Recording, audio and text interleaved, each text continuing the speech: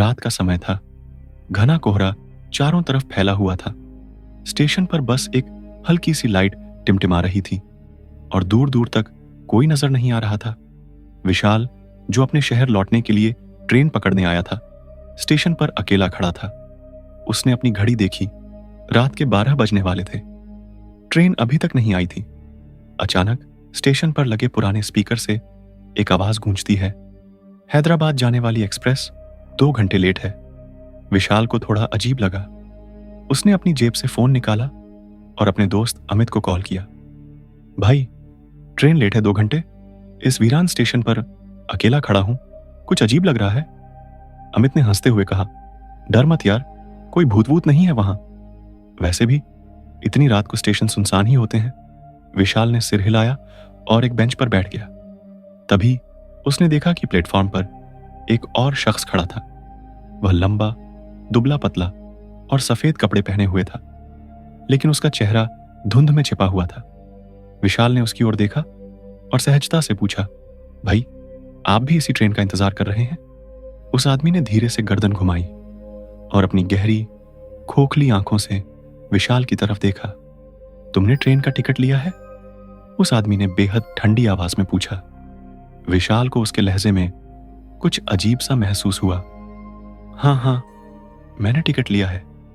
उस आदमी ने धीरे से सिर हिलाया और कहा, ठीक है, पर क्या तुम जानते हो कि यह ट्रेन पिछले 10 सालों से इस स्टेशन पर कभी नहीं रुकी? विशाल की रगों में ठंडक दौड़ गई। क्या मतलब? मैंने अभी टाइम टेबल चेक किया था।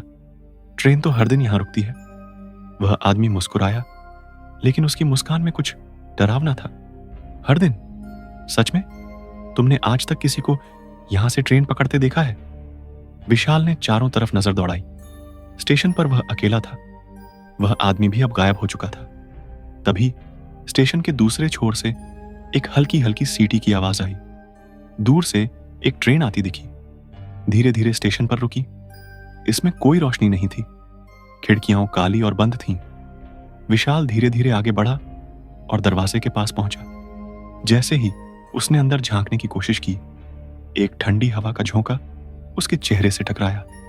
उसने ट्रेन में कदम रखा और तभी दरवाजे अपने आप बंद हो गए। ट्रेन में अजीब सा सन्नाटा था। हर सीट खाली थी। अचानक एक धीमी फुसफुसाहट गूंजी, तुम अब वापस नहीं जा सकते। विशाल का दिल तेजी से धड़कने लगा। उसने मुड़कर देखा। एक परछाई धीरे धीरे उसकी तरफ बढ़ रही थी।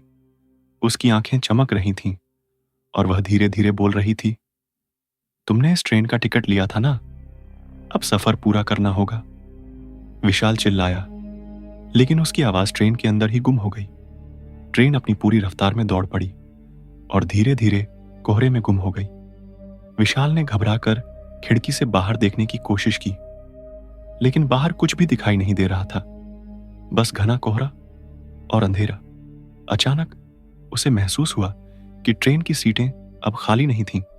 धुंधले से चेहरे बिना पलक झपकाए उसे घूर रहे थे। उसकी सांसें तेज हो गईं। तभी एक महिला की कराहने की आवाज आई। वह बगल की सीट पर बैठी थी, लेकिन उसका चेहरा अजीब सा मुड़ा हुआ था, जैसे उसकी गर्दन किसी ने मरोड़ दी हो। विशाल ने घबराकर दूसरी तरफ देखा। तभी एक बच्चा उसकी ओर बढ़ने लगा। बच्चा धीरे धीरे मुस्कुरा रहा था, लेकिन उसकी आंखों में एक अजीब सा खालीपन था। विशाल ने ट्रेन की चेन खींचने की कोशिश की, लेकिन वह जंग लगी हुई थी। अपने फोन को निकालकर अमित को कॉल लगाने की कोशिश की, लेकिन स्क्रीन पर कोई सिग्नल नहीं था। तभी ट्रेन का माहौल अचानक बदल गया। सीटों पर खून के धब्बे दिखने लगे। हवा में एक सड़ी गली गंध भर गई। विशाल कांपने लगा। उसे महसूस हुआ कि यह ट्रेन किसी और ही दुनिया की ओर जा रही है। तभी एक आवाज गूंजी, अब तुम भी हम में से एक हो। विशाल ने डर के मारे अपनी आंखें बंद कर लीं। जब उसने दोबारा आंखें खोलीं, तो वह खुद एक खिड़की से बाहर झांक रहा था। उसकी परछाई अब सीट पर बैठी यात्रियों में से एक बन चुकी थी। ट्रेन के दरवाजे खुल चुके थे, लेकिन अब कोई भी उसमें से बाहर नहीं निकल सकता था।